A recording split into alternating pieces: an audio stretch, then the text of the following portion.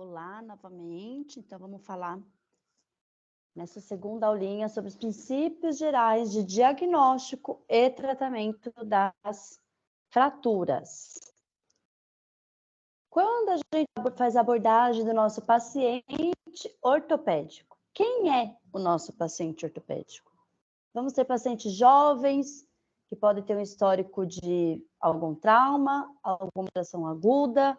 Podemos ter pacientes jovens que têm alterações congênitas, ou seja, nasceram com alguma alteração ortopédica já. E muitas vezes pacientes idosos que apresentam quadros crônicos, alguma alteração que talvez ele já tinha ali jovem, não diagnosticada, ou não nesse grau que está atual, um paciente já com artrose, com um quadro mais avançado de uma displasia, né, coxofemoral. Então, a gente tem os nossos pacientes de todas as idades, não é um paciente esperado, por exemplo, um paciente endocrinopata, nefropata, tende a ser um paciente mais idoso. A gente tem pacientes de vários tamanhos, várias condições, com várias alterações. Nunca vamos abrir mão de fazer um exame físico completo nesse paciente. Então, a partir do momento que vem um paciente, principalmente no quadro de que está mancando, de uma fratura, o tutor, o que ele faz para a gente? Ele induz a gente a dar atenção para aquela alteração ortopédica, que provavelmente não é o principal problema dele, ainda mais se for um histórico de trauma. Então, vamos avaliar esse paciente, como está o estado geral dele, o que ele apresenta para a gente. Ele apresenta algum quadro de desconforto abdominal, anemia, desidratação. Como está o meu paciente, seja traumatizado ou não, como ele vem vindo. Então, sempre antes de avaliar esse paciente com o exame físico ortopédico, a gente vai lembrar do exame físico completo lá da semiologia, avaliação de mucosa, TPC, hidratação, linfonodos, ausculta desse paciente, temperatura retal. E claro que a gente muitas vezes necessita de exames laboratoriais para avaliar o estado geral desse paciente. Um paciente que passou por um trauma, ele pode estar passando por um processo de uma hemorragia abdominal, ele pode estar passando por um processo de contusão pulmonar, né?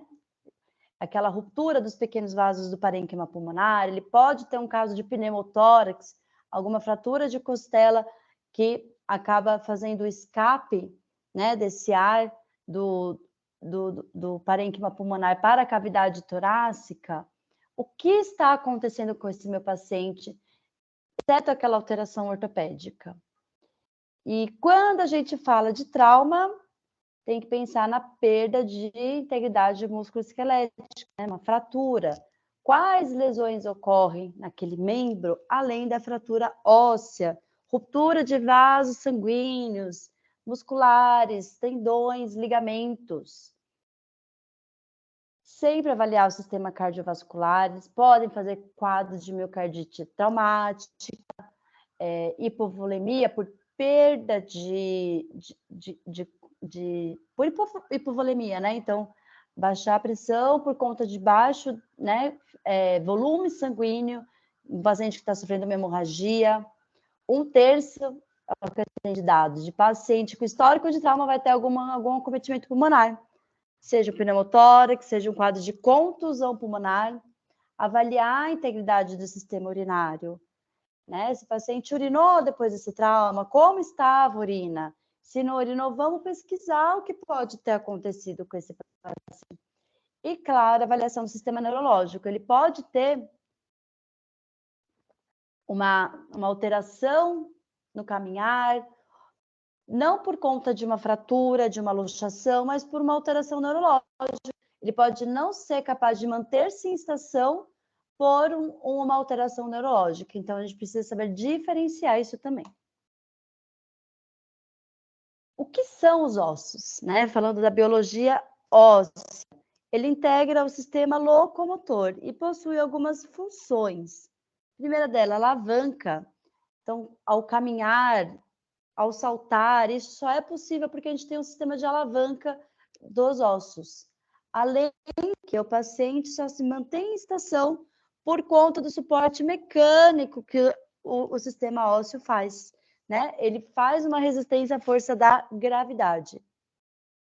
Proteção de ossos vitais, como, por exemplo, crânio, que protege encéfalo, caixa torácica protege pulmões, coração, fígado, parte do rim. Função que também, porque acaba sendo um reservatório de homeostasia dos íons minerais, como cálcio, fósforo, magnésio. Temos no osso 3 tipos de células principais.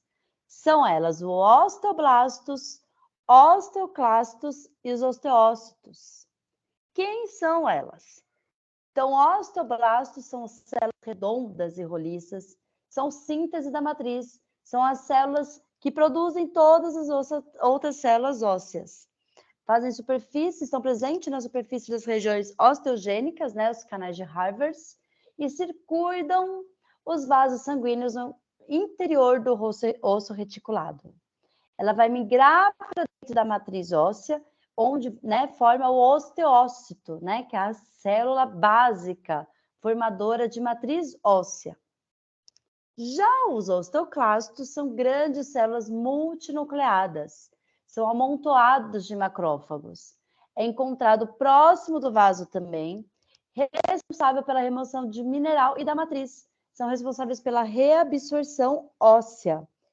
35%, né, de flexibilidade e resistência e 65% da capacidade de força. Vai variar dependendo do tipo de osso. Os osteoclastos e osteoblastos são pareados, ou seja, a atividade de formação do osso é pareada, é equilibrada com a atividade de reabsorção. E também a reabsorção, porque a reabsorção ela vai estimular a formação óssea. É por isso que perante uma fratura vai ter consolidação óssea, porque não para essa atividade de neoformação óssea. Segundo a lei de Wolff, o formato do osso é relativo às forças fisiológicas aplicadas à estrutura, e o osso tende a se adaptar a elas. Ou seja, um estímulo, uma força de 20 quilos num fêmur, vai deformar esse fêmur, mas ele tem a capacidade de manter-se na sua força, na sua estrutura anatômica, né? Na estrutura original. Então, ele vai sofrer essa flexibilidade, que, como todos nós sabemos, o osso não é grande. Então, se ele recebe uma força que ele é capaz de suportar, nada acontece, né? Ele mantém-se adaptado a essa alteração, a essa força. Porém, se é uma força maior que ele é capaz de suportar, crack. Aí é a fratura. Então, a gente tem, por exemplo, o fêmur, que é um osso longo e reto, e o músculo é o húmero é um um osso torcido. E aí, o que? A gente vai ter a musculatura adaptada, inserida nesses ossos, de acordo com as suas funções. Então, por isso que temos ossos em diferentes formatos, com diferentes acidentes ósseos. Quando falamos em biologia óssea, em desenvolvimento ósseo, ele ocorre em 2 fases. A primeira fase é quando ocorre na vida fetal, onde há os centros de ossificação. Então, forma-se os ossos que vai formar, né, a base do centro de ossificação vai formar os ossos da vida, né? Vida neonatal, natal desse paciente, pós-natal. Então, durante a formação, o embrião, lá na embriogênese, em cães e gatos, geralmente a partir de uns 40, 45 dias, temos a formação desses centros de ossificação. É quando a gente faz a radiografia do abdômen da mãe e a gente consegue avaliar todo o esqueletinho dos bebezinhos. E durante a fase de crescimento ósseo, ela é intensa, né? Quando eles são filhotes, é quando a gente tem a maior maior desenvolvimento ósseo dos pequenos animais. E ela perdura por toda a vida. Então, após o nascimento, toda a vida vai ter o desenvolvimento ósseo. Claro que não tão acentuado quanto na fase de filhotes. O osso é composto, então, pela diáfise, medula, metáfise, epífise e a placa de crescimento. Na diáfise é composta pelo osso compacto, é aquele tubo onde fica situada a medula óssea. E a medula óssea é quem vai fazer a irrigação e a nutrição desse osso.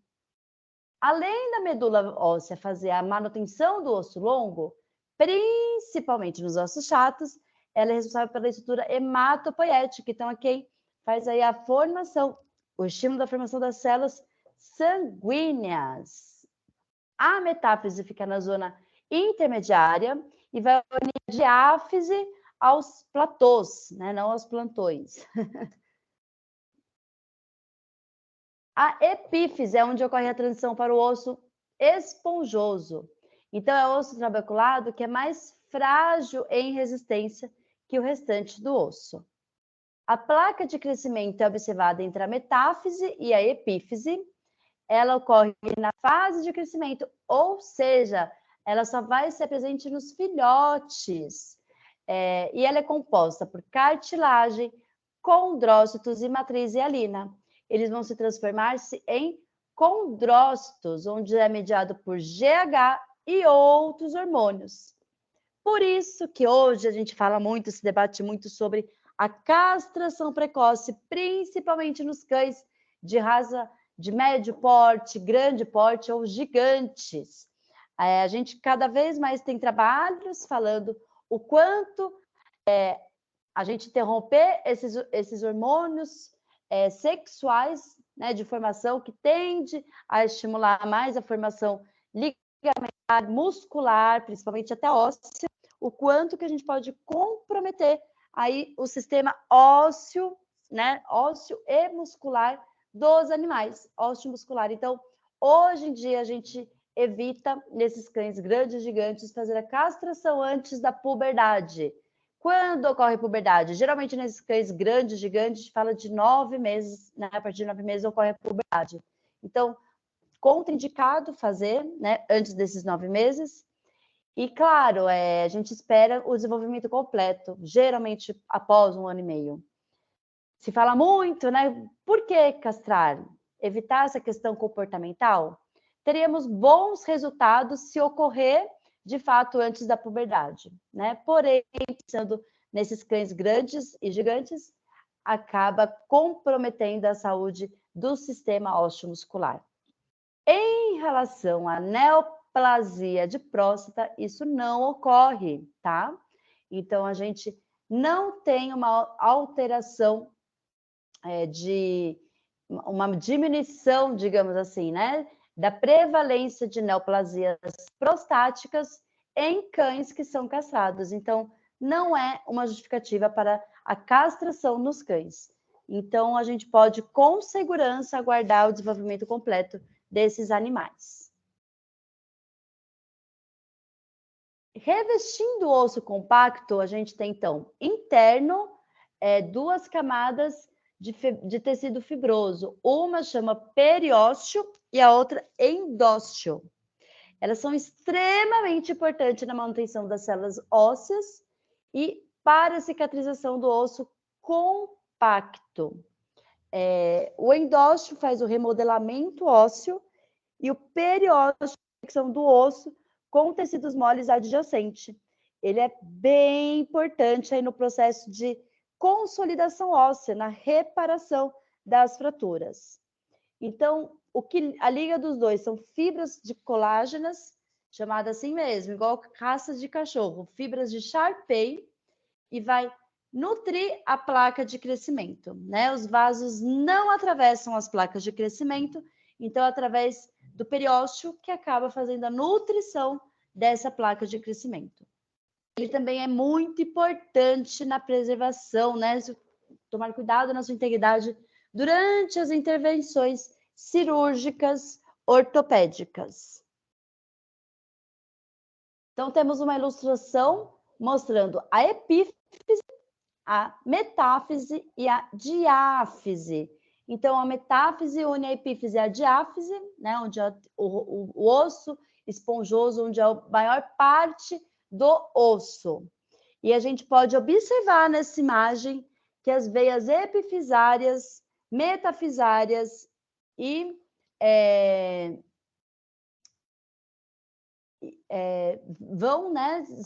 elas são independentes. Por isso, quando falamos de alguns tipos de fratura, que a gente vai ver adiante, né, relembrar as classificações, quando falamos de fraturas cominutivas, temos pequenos fragmentos ósseos que não conseguimos aproximar ao foco da fratura, não é um grande problema para o nosso paciente. Não temos que nos preocupar com, por exemplo, um processo de necrose. Por quê? Porque a gente tem vascularização independente desses fragmentos. Ainda falando sobre a anatomia do osso longo, né? Mas adiante, acima, na nossa figura seria a cartilagem articular, ocorre então a epífise, né, distal e proximal nos ossos longos, a intersecção ali metáfise e o restante a diáfise. Onde está a epífise, né? A gente tem o osso esponjoso, que ele contém a medula óssea vermelha, e já na diáfise a medula óssea, que a gente fala dela, né? Principalmente no osso, no cão adulto. Notem que nessa figura a gente também vê onde está o endósteo e o periósteo. Então, o endósteo mais em contato com a medula óssea e o periósteo é a estrutura externa do osso compacto. A diferença entre o osso jovem e o osso adulto. O osso jovem, então, a gente tem a presença ali, ó, em azul, da placa epifisária ou da placa de crescimento. O osso, a epífise não está completamente próxima de ápice. Por quê? Ainda vai ocorrer o crescimento desse osso, o crescimento do nosso paciente.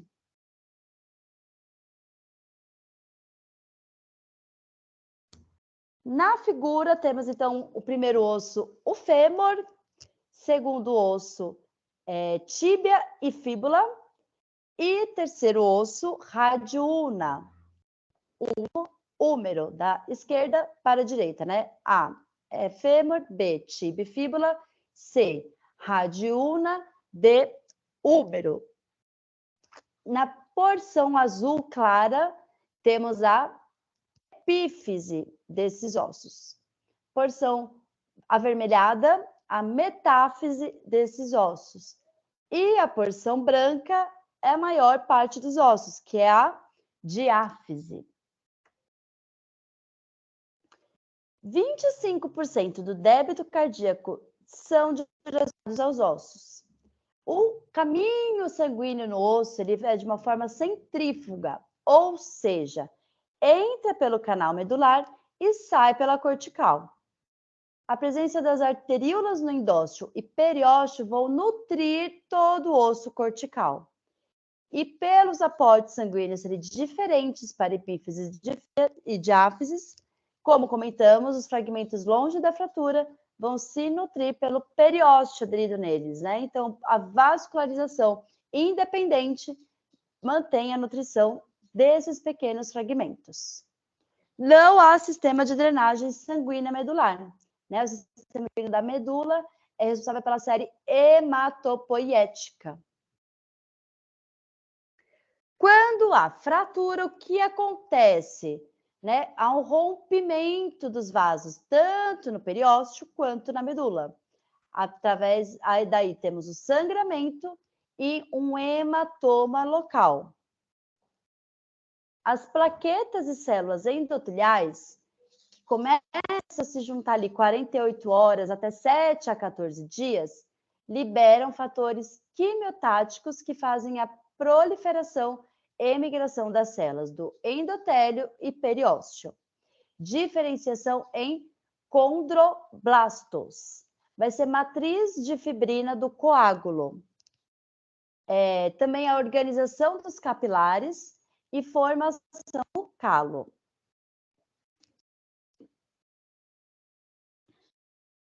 Com a inflamação e a neovascularização após a fratura, vai ter a elevação do pH. Essa elevação do pH vem devido à precipitação do fosfato e cálcio, que é o que começa a formar o calo, é o primeiro processo de cicatrização dessa fratura. Na união, a gente vai ter o quê? Duas extremidades, do endósteo e periósteo, que vão se proliferar, se encontrar. Isso só ocorre quando a gente tem a linha, né, dois fragmentos ósseos que são fraturados unidos. Sem isso, não ocorre essa proliferação. Durante o processo de maturação e calcificação dessa fratura, vem quem? Os osteócitos, que na consolidação vão se calcificar e especializar em osteoblastos. E durante a calcificação eles se formam, o osso recebe a carga e trabéculas e vão se remodelar. Então, é onde a gente relembra que as atividades do osteoblasto é pareada com o osteoclasto. Então, a gente vai ter a formação do osso a partir da remodelação dele. Então, um esqueminha, o hematoma vai formar a calcificação desse osso e depois a calcificação vem o remodelamento. Então, quando a gente vai acompanhando o processo de cicatrização óssea, a gente nota a linha da fratura, ela vai ficando menos evidente, mas a gente tem um adegalçamento, né? Um aumento de volume naquela região, que é a formação do calo propriamente dito. Quando é o calo mole, que é bem no início, né, nos primeiros dias, a gente não observa isso via radiografia. Porém, quando ele vai se calcificando, notamos isso na radiografia. Durante a calcificação, processo de cicatrização, o implante ou o método que utilizou na redução, eles são extremamente importantes. O remodelamento é importante por causa do alinhamento articular e eixo ósseo. E temos 3 tipos de calo ósseo: o periosteal, medular e o intracortical, que é quando vai formar o calo primário. Eles ocorrem juntos, simultaneamente, exceto o intracortical, que pode ocorrer de forma isolada.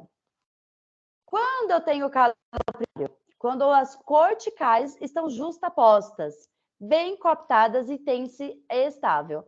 É o que a gente mais quer quando faz a estabilização de uma fratura. Então, são aqueles 2 fragmentos ósseos bem justapostos, bem grudadinho no outro, para formar um calo tão organizado,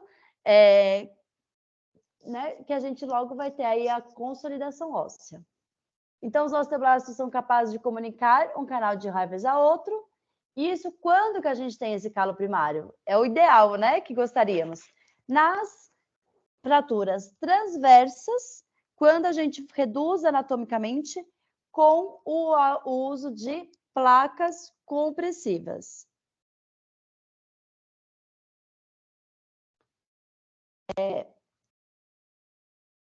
O calo secundário é quando ocorre a proliferação periosteal e endosteal. Ou seja, a gente vê aquele aumento de volume na linha, no foco de fratura. E ele é mais frequentemente observado. Então, na cicatrização óssea, com calo ósseo secundário, temos quais processos? Inflamação, calo mole, calo duro e aí a remodelagem. Então, nesse processo secundário, não temos a formação de um calo primário. A gente tem o calo primário, que é o mole, depois o calo duro, né? Ele vai se remodelando, se calcificando, para depois passar para um processo de remodelagem. É o que é mais observado nos nossos pacientes. Então, como ocorre essa formação do calo? Primeiro, pela inflamação, vamos ter a indução do calo, que ela vai se manter até a formação de osso ou da cartilagem. A partir daí, o hematoma, que é formado logo no momento da ruptura dos vasos, na fratura óssea, vai ser substituído por tecido de granulação. O calo mole nada mais é do que a fibrocartilagem substituindo esse tecido de granulação, e o calo duro é quando esse calo mole vai ficando viscoso, os fragmentos vão ficando unidos com um novo osso. É quando a gente consegue ver o quê? A consolidação clínica. Então, quando a gente começa a ver na radiografia aquela linha da fratura já começando a sumir. E a partir da formação do calo duro, começa a vir a remodelagem. Então, os calos periosteal e endosteal são reabsorvidos. A gente vai ter o córtex trabecular remodelado, o osso raivezeno vai colaborar ali com a arquitetura normal, e ela ocorre quando? Pode ocorrer meses até anos, até parar o seu processo de modelagem, até aquele osso voltar à sua arquitetura normal, desde que ele esteja alinhado, é claro. Um esqueminha para falar sobre a formação dos calos. Então, como ocorre? Primeiramente, a lesão da artéria medular, com a diminuição dos níveis de oxigênio, vamos ter a proliferação celular. A partir daí, as células osteoprogenitoras, neovascularização. Com a neovascularização, aumento dos níveis, né, concentração de oxigênio, e começa a síntese de macromoléculas. Vão fazer a proliferação e diferenciação celular e vascular. Então, calo ósseo primário, quando temos aquela fratura totalmente estabilizada, com um processo de compressão, e, na maioria das vezes, que não é o que ocorre, a gente vai ter a formação do calo ósseo secundário. Então, faz o calo mole, calo duro, e aí sim o processo de remodelagem óssea. Falando agora sobre as mecânicas das fraturas. Quais tipos de fraturas podemos ter relacionadas no osso? Então, lei de Newton. Para cada ação, há sempre uma reação oposta e de mesma intensidade.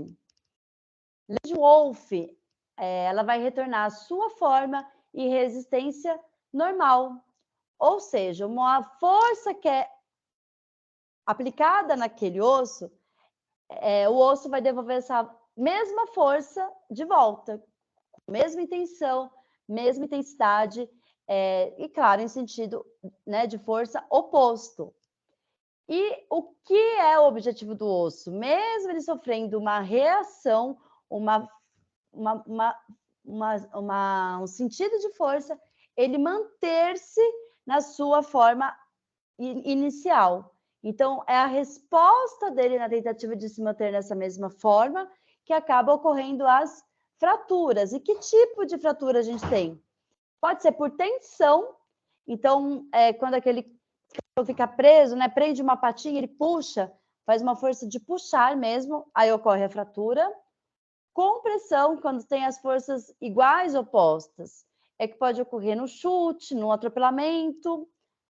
Arqueamento, quando além da gente ter a força, ela vai ser feita uma âncora, né? um grau de deslocamento desse osso. E a torção, né? Que ocorre o quê? Aquele pneu que passa em cima da pata. Então, ela vai fraturar por meio de uma torção nesse paciente. Além disso, a gente tem o quê? A cisalhamento, que nada mais é que o escorregar desse osso. Então, a fratura, né, com o escorregar. Essas forças combinadas podem promover uma deformação de fisiológica de 0,04 a 0,3%.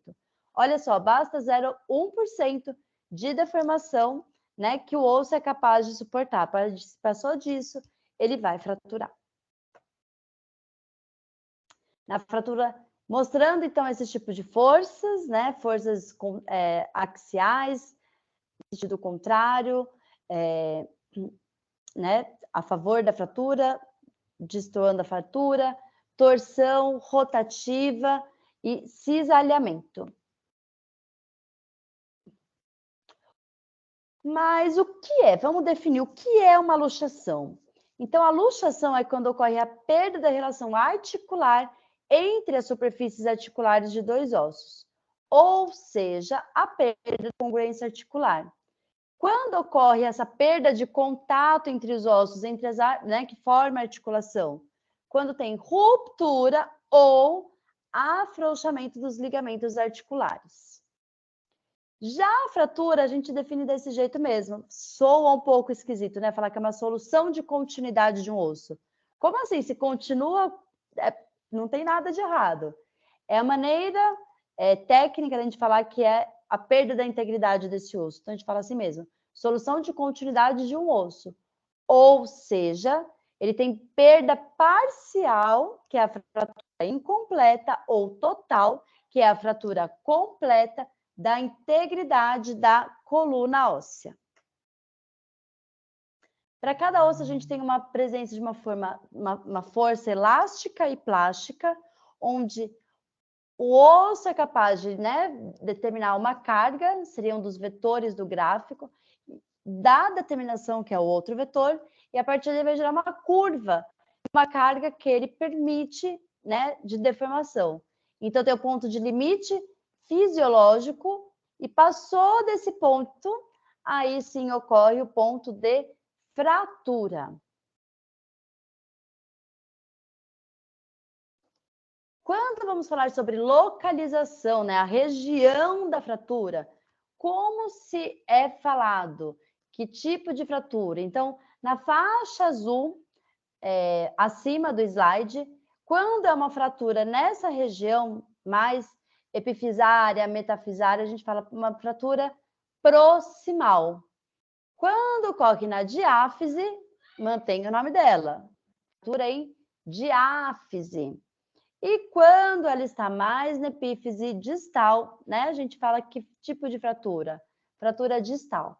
Então, por exemplo, a fratura na primeira fotinha ali, número.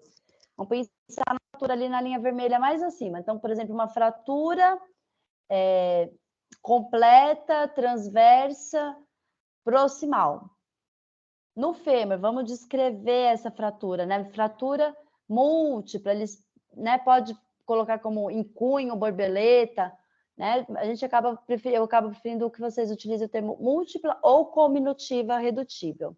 Então, fratura cominutiva redutível em diáfise de fêmur, né? Descrevendo essa fratura exatamente como está no slide. As fraturas, elas podem ser completas, ou seja, atingir todas as duas corticais do osso, ou incompleta, né? É aquela fratura que não atravessa as duas corticais. Quanto à energia, só da gente observar o tipo de fratura, somos capazes de definir se é uma fratura de alta energia, por exemplo, as cominutivas, ou se é uma fratura de baixa energia, por exemplo, uma fratura transversa. Então, vamos classificar quanto à região no primeiro raio-x. Seria uma fratura comunitiva em diáfise, né? A de baixa energia é uma fratura transversa. Aliás, falei diáfise, mas não falei o osso, né? Então, fratura cominutiva em diáfise de tíbia e fíbula. Os dois ossos estão fraturadinhos. À direita, a gente tem o quê? Uma fratura transversa, também ali em tíbia e fíbula. Notem nessa foto, nesse raio-x da baixa energia, a placa de crescimento, né? Trata-se de um filhote.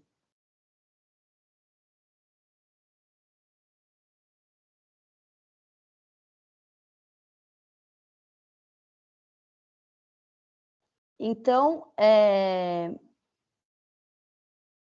a gente vai falar um pouquinho sobre as classificações da fratura.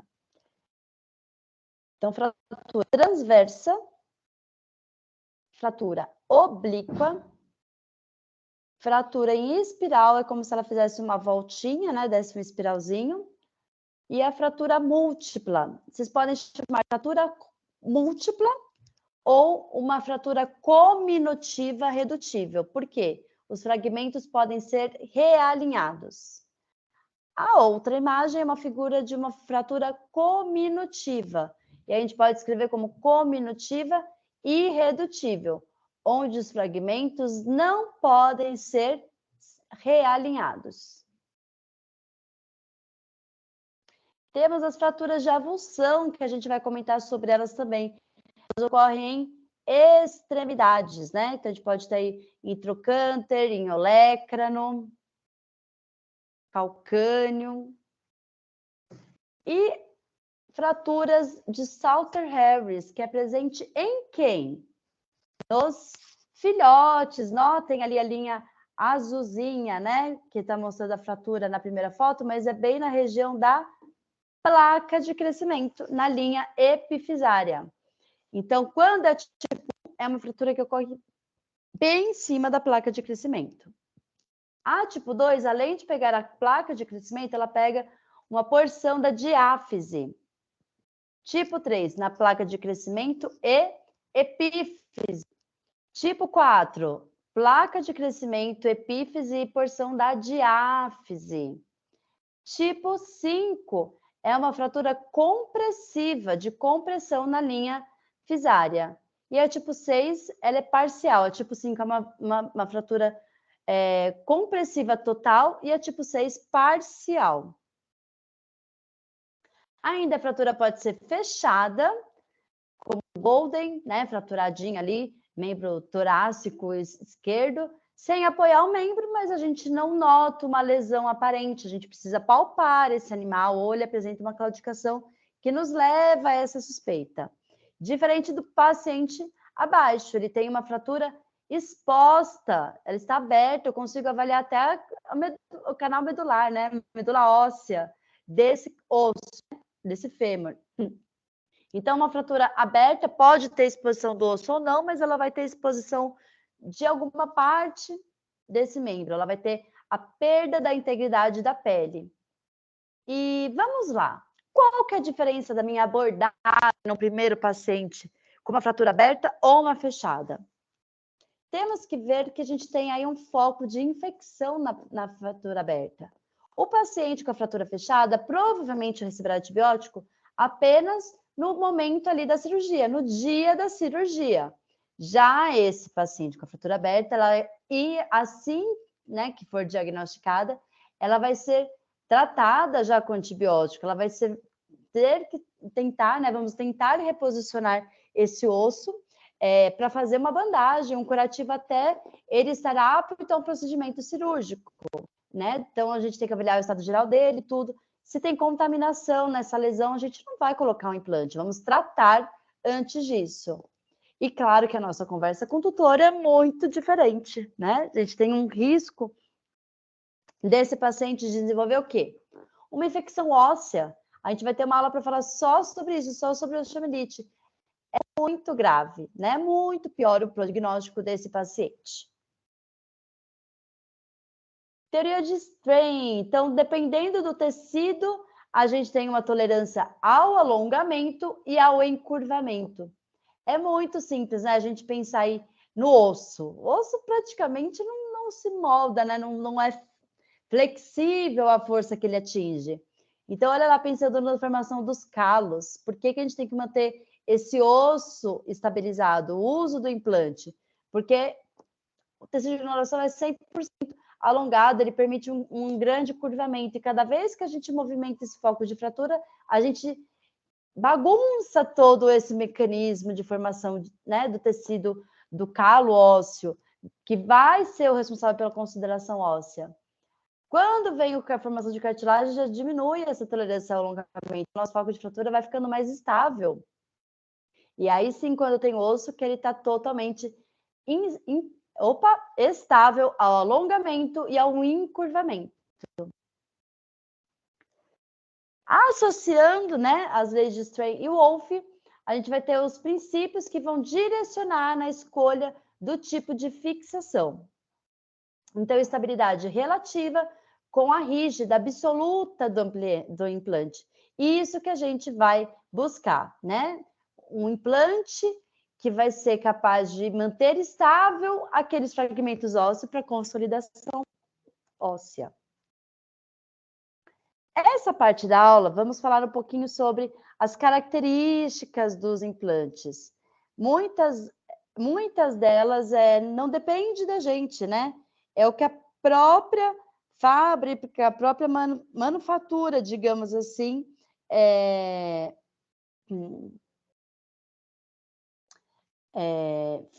prepara para a gente. Por que tem diferença do material, aquele que vende no site chinês, é mais barato? Por que eu não vou comprar ele? Por que eu tenho risco de utilizá-lo, né? Por que a gente quer um material de boa qualidade?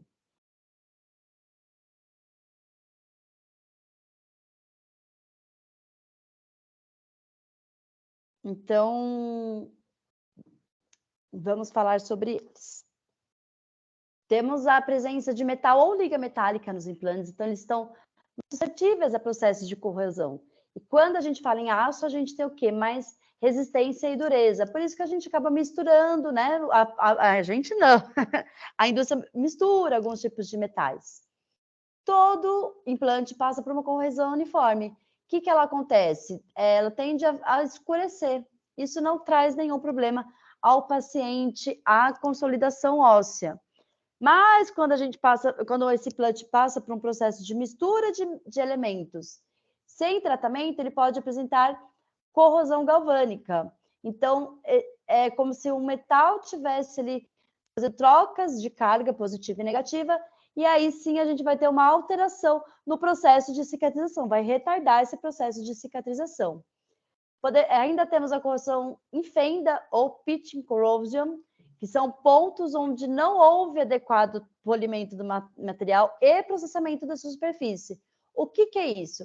A gente começa a ter alteração, quando a gente pega o implante, aparentemente ele está lisinho, mas a gente coloca num microscópio, a gente vê pequenos pontos ásperos nessa superfície, o que vai facilitar processos corrosivos ou corrosivos. Então, isso pode colaborar, por exemplo, na fratura de uma placa, né, na quebra de uma placa. E a corrosão intramedular. São materiais de diferentes componentes e ficam pequenos espaços ou aglomerados de cristais de diferentes materiais. E aí ele faz aquela corrosão interna mesmo. Para evitar essa corrosão, durante o processo precisa fazer um tratamento a frio ou aquecimento controlado, né? E esse frio que vai agrupar esses cristais do metal. Ele deixa eles mais justinhos e mais duros, ele enrijece o metal. Por exemplo, um fio de cerclagem tem de 1,2 milímetros. O que ele faz? Ele permite a moldagem e torção. Eu sempre associo para vocês entenderem como aquele araminho de embalagem de pão puma. Ele é maleável desse jeito. Já um fio de Kirchner tem o mesmo diâmetro de 1,2 milímetros, porém ele permite, por exemplo, a gente perfurar a cortical, perfurar um osso. Eles são feitos da mesma linha de confecção. O que vai diferir um do outro é o método como são feitos. O fio de seclagem é um monte de fiozinho entrelaçado, como se fosse um fio multifilamentoso, por isso que ele fica maleável. Enquanto o fio Kirchner é um metal único, né? Um fio único, por isso ele é mais resistente. Qual que é o objetivo do implante na manufaturação dele? É evitar a corrosão, ele tem que ser perfeitamente liso. Ele passa por um processo de passivação, que é uma sequência de banhos químicos associada a cargas elétricas, para remover os íons de ferro e substituir por níquel e evitar a corrosão.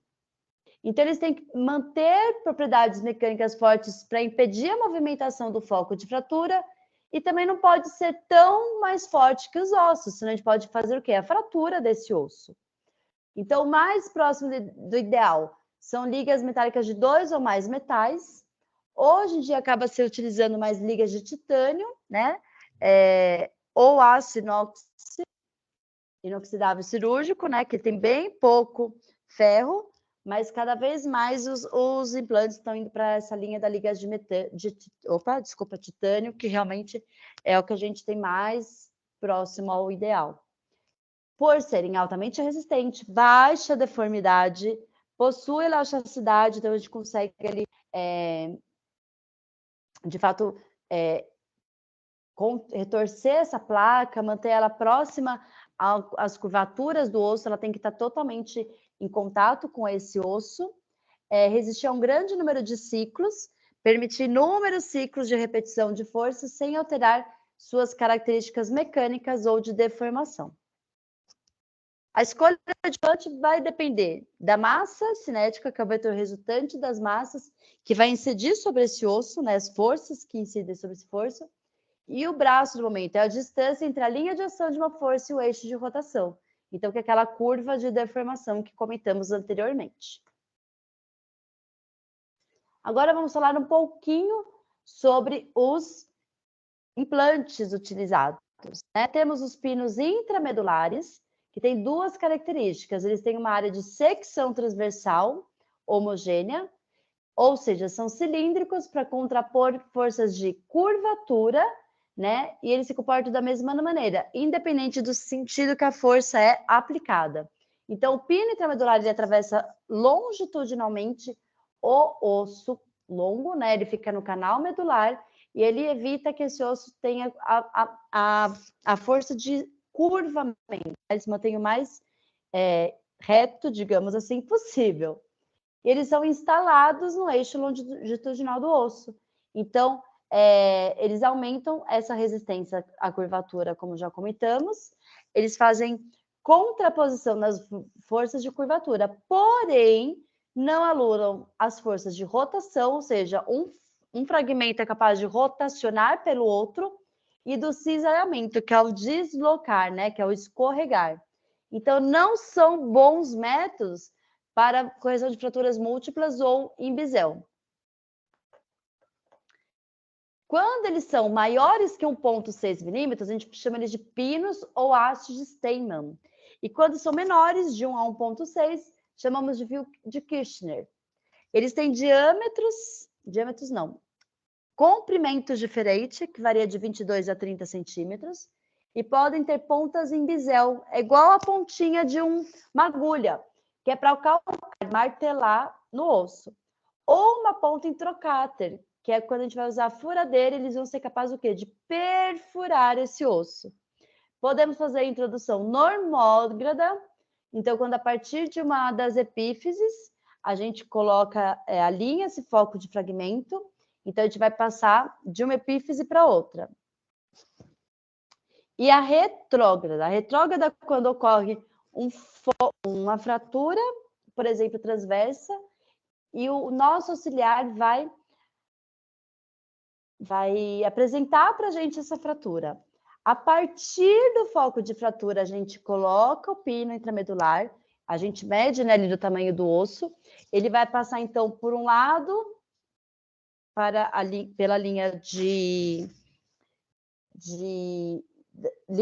fratura, ele vai atravessar até a epífise, ele vai passar, né, para fora dela, a gente vai realinhar essa fratura e aí sim ele volta atravessando o osso inteiro. Então, normógrada, a partir da epífise do osso, deixa eu ver se eu consigo desenhar aqui para mostrar para vocês. Inserir. Aqui, desenhar. Então, quando a gente fala da normógrada,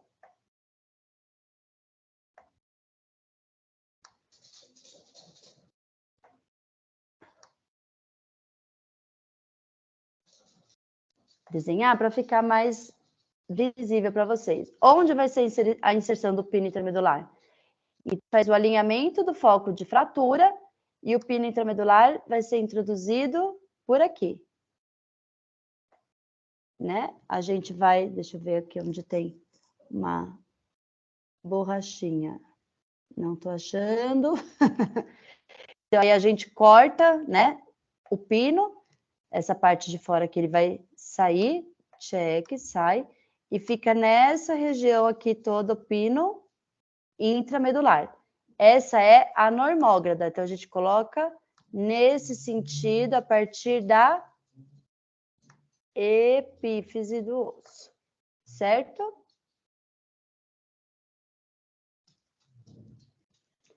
A forma retrógrada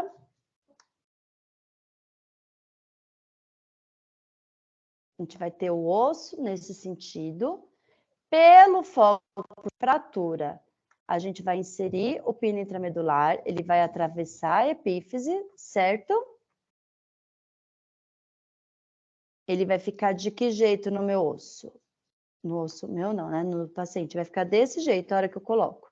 Por quê? Eu vou agora, sim, aproximar essa linha de fratura. Então, aí eu faço como? Aproximo.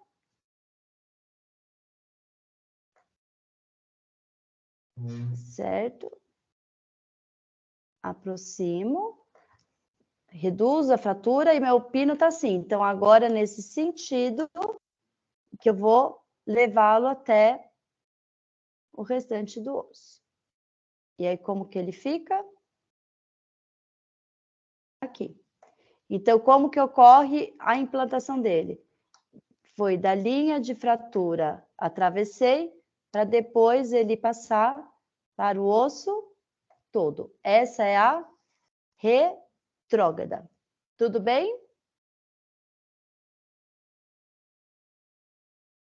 Perfeito. Então, vamos voltar à nossa apresentação. Quais são as vantagens do pino intramedular? Baixo custo, ele é barato, ele tem pouca lesão, ele é rápido de colocar e, sem dúvida nenhuma, um dos pequenos métodos, pequenos não, os primeiros métodos de fixação que somos capazes de colocar, né? Então, com treinamento, tudo facilmente a gente consegue utilizá-lo.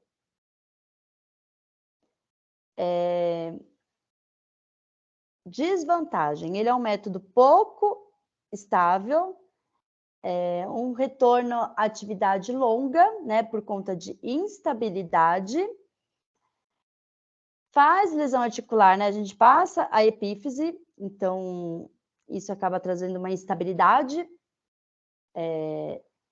não só instabilidade como uma lesão articular, por atravessar a lesão. Como ele fica ali na medula desse osso, ele tende ao quê? A migrar, a sair do lugar, né, para dentro da articulação. E quando vai dentro da articulação, o que ocorre? O paciente apresenta claudicação, dor, e aí ele acaba voltando a ter o sinal clínico, que muitas vezes foi o que fez a gente indicar ali o procedimento cirúrgico. Finalizando o pinão intramedular, pequena introdução, vamos falar sobre a cerclagem. Então, como eu disse, a cerclagem são bandas de fios de aço, que vão variar aí entre 0,8 e 1,2 milímetros. São resistentes às forças tensas e maleáveis, elas permitem a torção. É como se fosse um araminho, vocês vão ver na aula prática mesmo, de fechar pacote de pom-puma. Elas são implantadas ao redor de dois fragmentos com o objetivo de fazer a compressão, de unir um fragmento a outra. Só que a gente só pode utilizar em fratura em bisel, né, aquela fratura oblíqua, ou em bandas de tensão. Fraturas transversais, por exemplo, a gente não consegue utilizar, porque ela vai ficar bem na linha de fratura. Bandas de tensão são fraturas específicas de extremidades, quando ocorre uma grande força de tração em inserções musculares. Ocorre onde? Olecrano, trocânter maior do fêmur e calcâneo. Pode ocorrer também nas fraturas dos malelos tibial e fibular, e redirecionam e aproveitam forças aplicadas para a compressão do foco de fratura. Então, vai trazer de volta aquele fragmento e, a partir de uma tensão contra o foco da fratura, vai fazer a compressão. Os fixadores externos são aqueles fixadores, a gente fala, parece uma gaiola, a gente vê bastante, infelizmente, né, em motociclista, aqui em São Paulo, que fratura principalmente tibia e fíbula, né, fratura perna.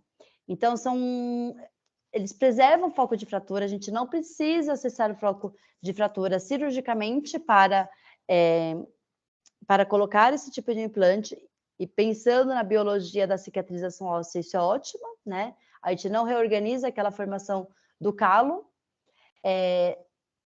ficam barras paralelas ao eixo ósseo longitudinal, né? Então, a gente vai ter pinos atravessando esse osso que vão ser fixadas numa barra lateral, né? No meio externa, e são presas por presilhas, que a gente chama de clamps.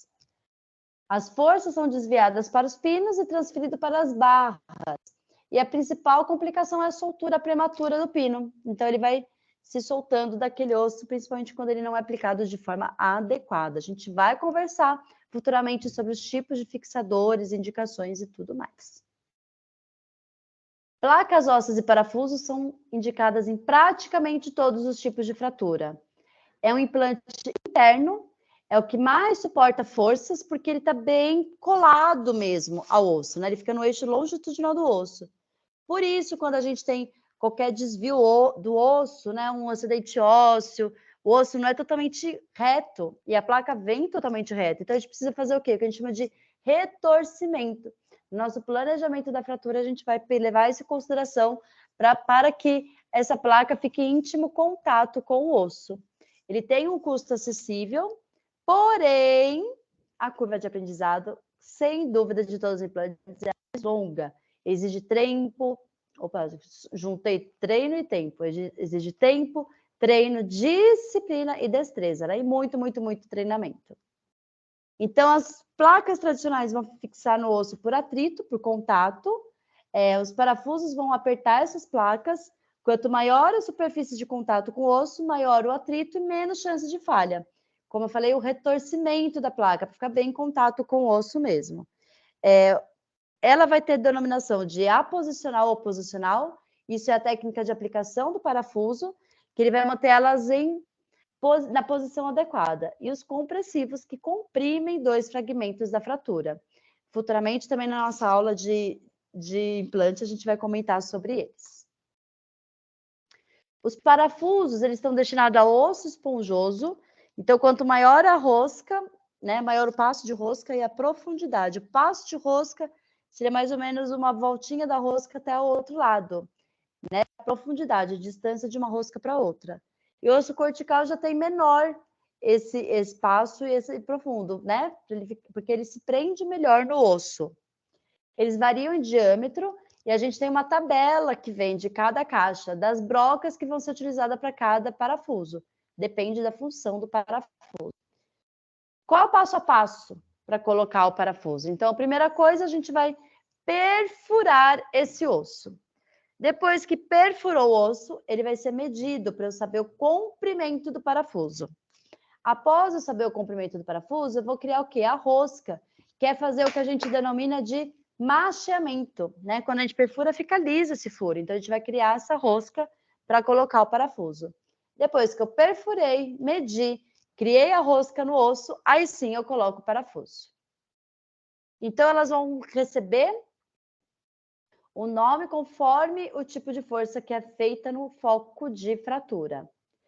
Placas de compressão, elas vão comprimir o foco da fratura e vai formar aquele calo que a gente quer, né? O calo ósseo primário, né? Muito que a gente observa em fratura transversa. As placas neutralizadoras, elas vão contrapor as forças que podem incidir sobre a fratura e desestabilizar a redução e fixação já feitas, né? A coluna óssea fica reconstruída. E as de apoio, que recebem todas as forças de uma fratura quando a coluna óssea não pode ser completamente reconstruída. São as fraturas cominutivas.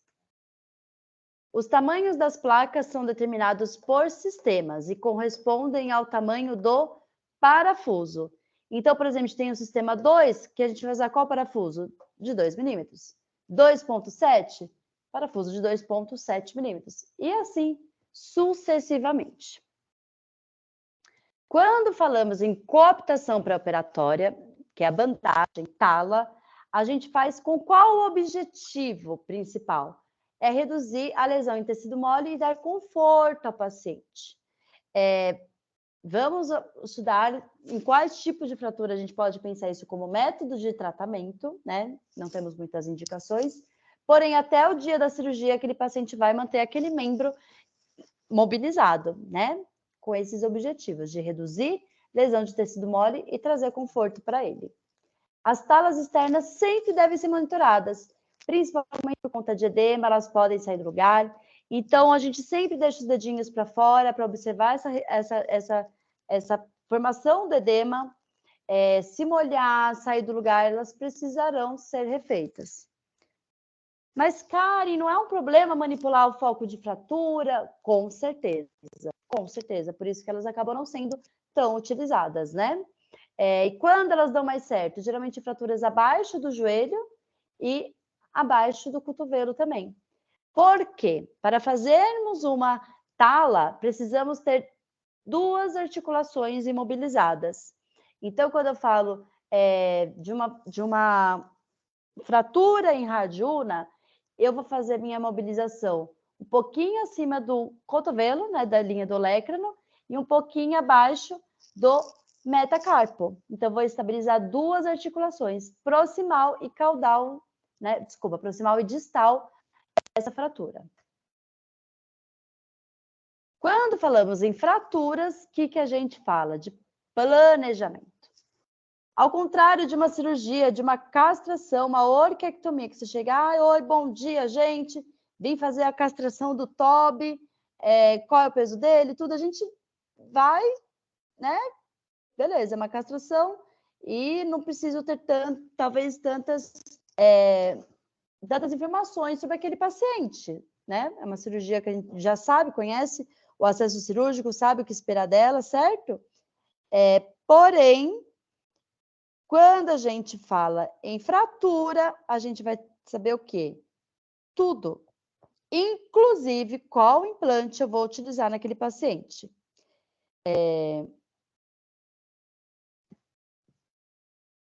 Então, qual que é o objetivo do tratamento cirúrgico? É o retorno do paciente às funções plenas.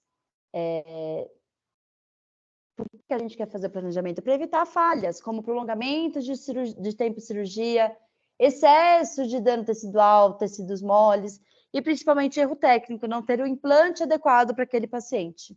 Sempre vamos levar em consideração o paciente, como a gente falou naquela aula de score, né? Da fratura do paciente. Quem é nosso paciente? Que tipo de implante adequado, pensando na clínica do meu paciente, no comportamento do meu paciente, no tipo de fratura do meu paciente. Então, quais forças mecânicas atuam sobre ela, fatores biológicos do método de fixação.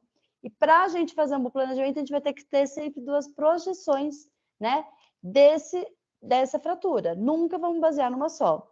E sempre vamos incluir nessas radiografias a articulação proximal e distal ao foco da fratura.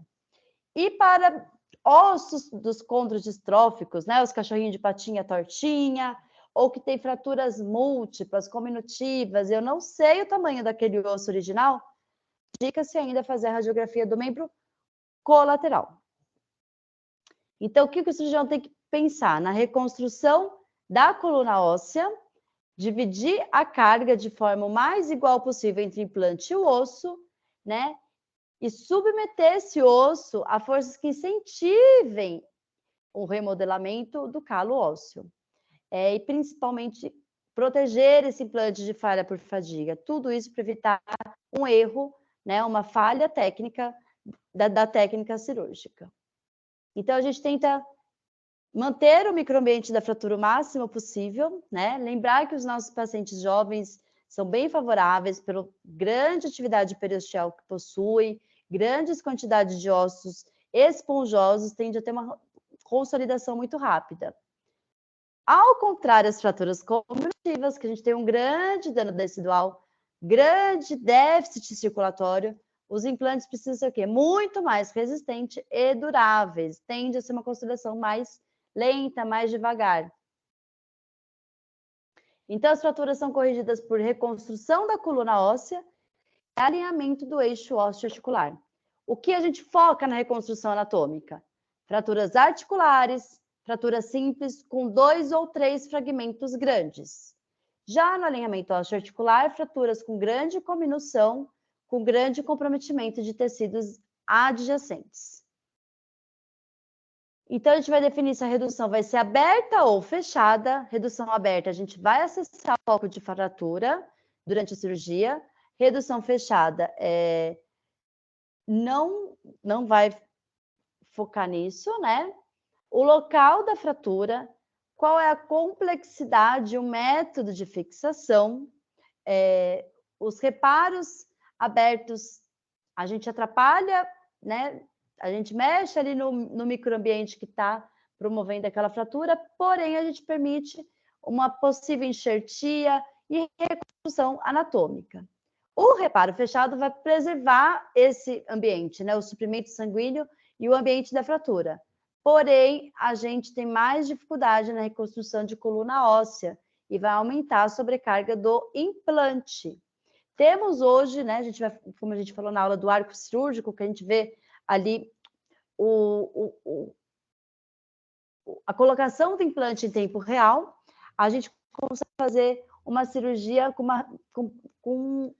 sem acessar o foco cirúrgico, a gente faz ela minimamente invasiva, né, para colocação de placa, parafuso, menor danos, então é o que a gente mais busca na medicina veterinária, né, o que a gente teria aí de mais próximo do ideal, mas como tudo tem seu pró e contra, né, a gente tem mais dificuldade aí a gente não mexe no ambiente cirúrgico, mas a gente tem com certeza dificuldade que é o investimento de um arco cirúrgico, um aparelho bem caro para termos aí à nossa disposição.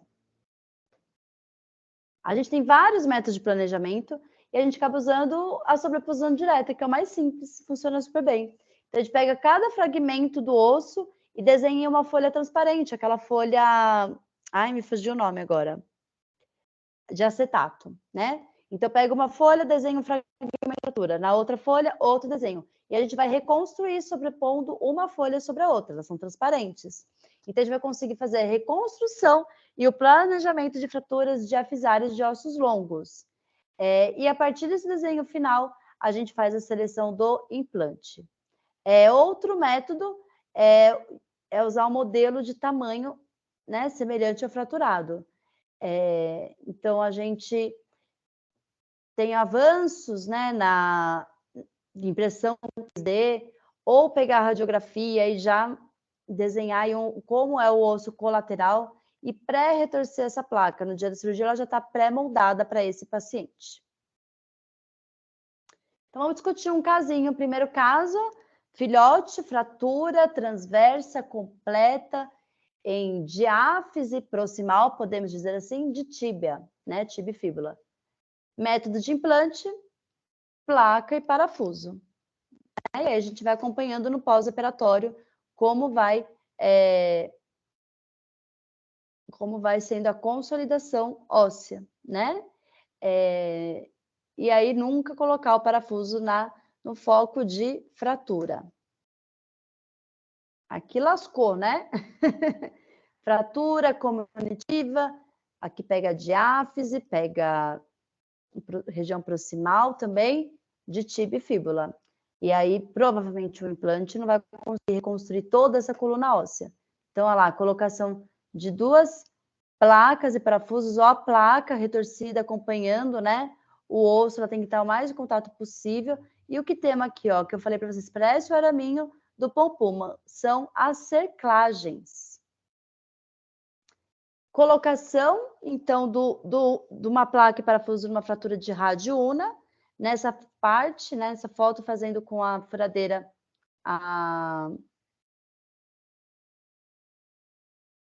né,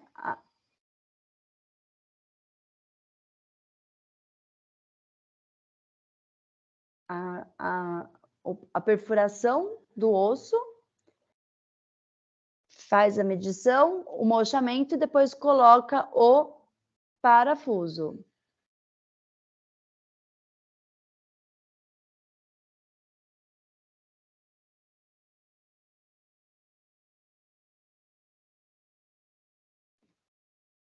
Eu apertei para rodar e não rodei. Sempre devagarzinho, para não esquentar muito o osso, né? E aqui a fotinho, que eu me lembro. Fotinho. Aqui a placa e os parafusinhos já colocados, nunca no foco de fratura, né? E finalizando lá colocado. Agora é só fazer aproximação de musculatura subcutânea e pele.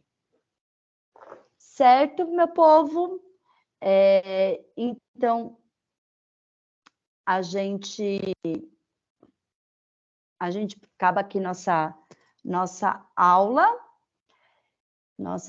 Então, 2 primeiras aulas gravadinhas só para vocês, e a gente vai ter o plantão de dúvidas, que aí eu falo para vocês em aula, tá? Qualquer dúvida, conforme for antes da aula, podem mandar por aqui também, a gente vai conversando. Muito obrigada, um abraço para todo mundo.